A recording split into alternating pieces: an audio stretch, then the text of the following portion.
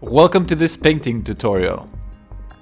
How's it going, everyone? Welcome to this video. In this video I'm going to paint a pink horror for a Chaos Daemons army.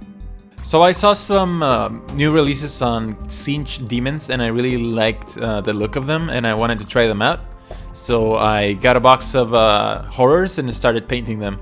This is the result, and it's a very unusual palette of colors, but I think it's very entertaining and very fun to paint, in my opinion. If you like this video, don't forget to like, comment, and subscribe, and I shall start. I'm going to start by priming the model in gray, and for that I used Vallejo Surface Primer Gray. This is through an airbrush, but you can use a can of gray primer or white. You need a very light vase so that you can layer in the pink horror, which is going to be the first color that I'm going to use. If you start from a darker color base, you have to use a Screamer Pink and then use pink horror on top of that. But if you use a lighter color, you can just cover the whole thing with this layer, and it's not very hard to cover. It's very easy to cover, in fact, and that's why I like this scheme a little bit more than other of my very light color schemes. Make sure to thin down the paint and apply it all over the model. Next, I'm going to use Carroburg Crimson, and instead of shading the whole thing, I'm going to shade only the recesses with a fine detail brush. You can go ahead and shade the whole thing and then clean up with Pink Horror again the big parts, just leaving the recesses on the shaded color. But I think it's cleaner to go ahead and just shade the recesses. This might feel a little time consuming, and it kind of is, but the other way around, it's also time consuming, so it's your pick really. And also when you have models that maybe have 3 or 4 arms, it can be a little bit time consuming to highlight and shade all of them. So take your time and be patient. This is going to be worth it. Next, I'm going to use Emperor's Children, and with this color I'm going to start highlighting all of the edges of the muscle structure of this pink horror. This color doesn't really outstand too much over the other one in real life. The camera picks it up very well, which I'm happy with, but sometimes if you have this color thinned down properly, it can be a little bit hard to see against the other color, but that's fine. This is going to serve as a little transition color to the more brightest highlight that is going to come next, which is mixing the Emperor's Children with Flayed One Flesh to about 1:1, or to the level you feel comfortable with. I just want a pinkish fleshy highlight to all of these places, and this color I'm using it on the most sharpest areas, and pretty much a thinner edge highlight to go on top of the Emperor's Children.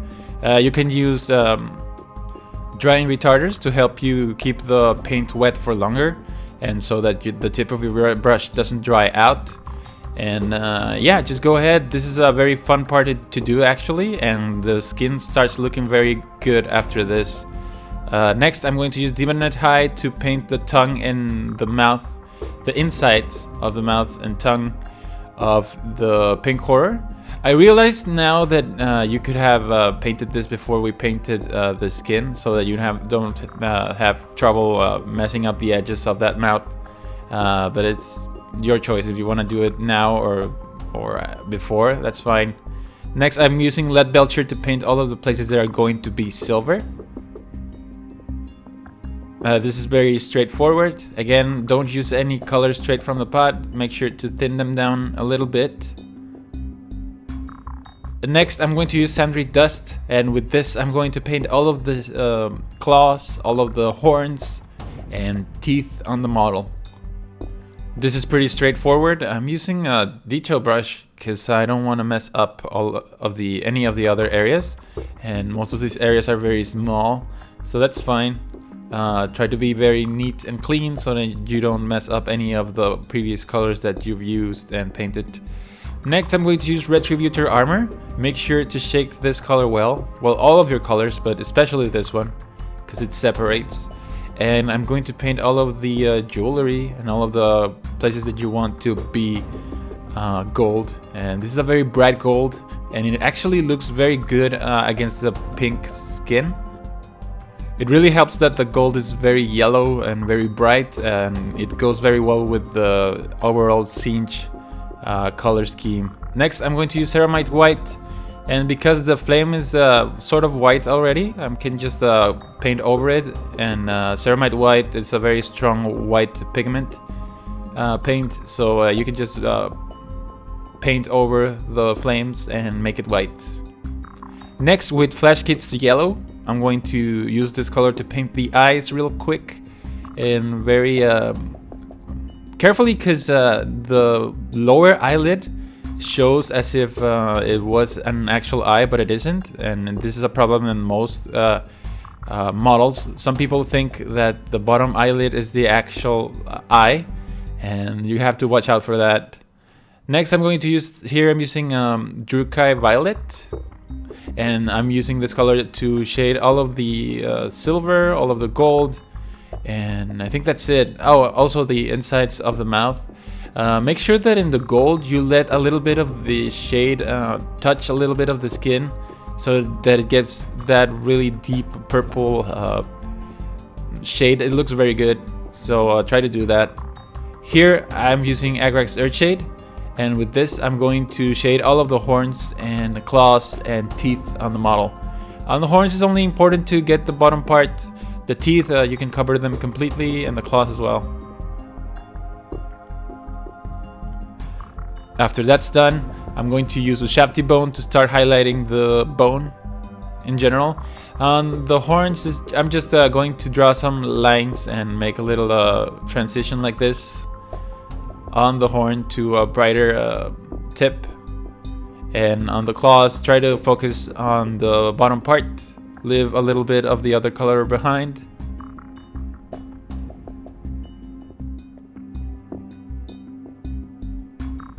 Next, I'm going to use Screaming Skull, and this is going to be a second highlight for the bone areas on this model. And it's pretty much the same thing, just leaving a little bit of the Ushabti bone showing behind.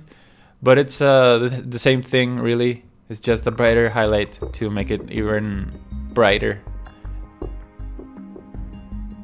Once that's done, I'm going to use Stormhost Silver, and with this color I'm going to edge highlight all of the places that are going to be silver.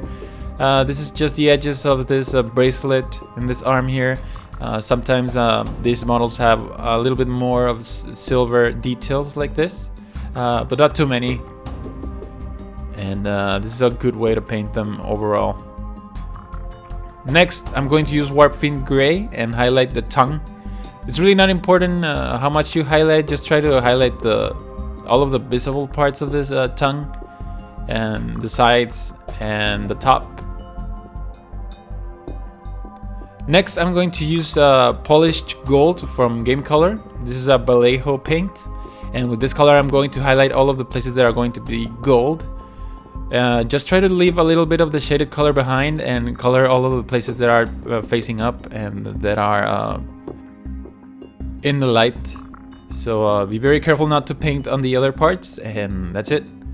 Next, I'm going to paint the flame to finish this model up. I'm going to use Yriel yellow, and I'm going to leave the very bottom part of the flame alone, and some of the deepest recesses leave them in white so that they look like a glowing fire.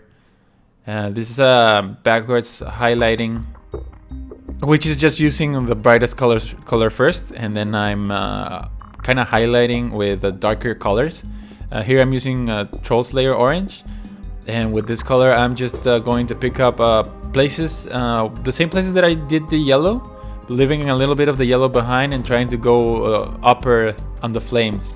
And to finish it up, I'm going to use Mephiston red, and with this color I'm going to just paint the tips of the flames really quickly, and this is going to give the effect of a glowing fire. And that's pretty much it. So this is the finished result, and I'm very happy with the way it looks. I already finished one squad of these Pink Horrors.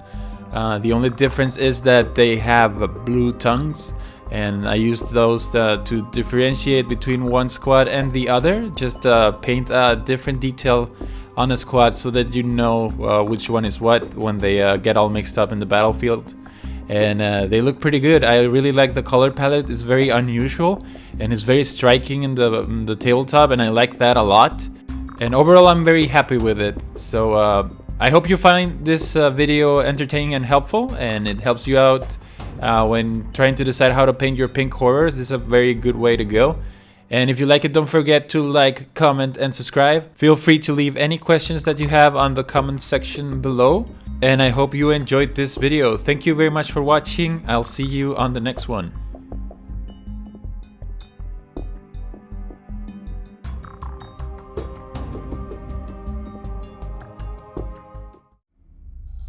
You stayed. Great.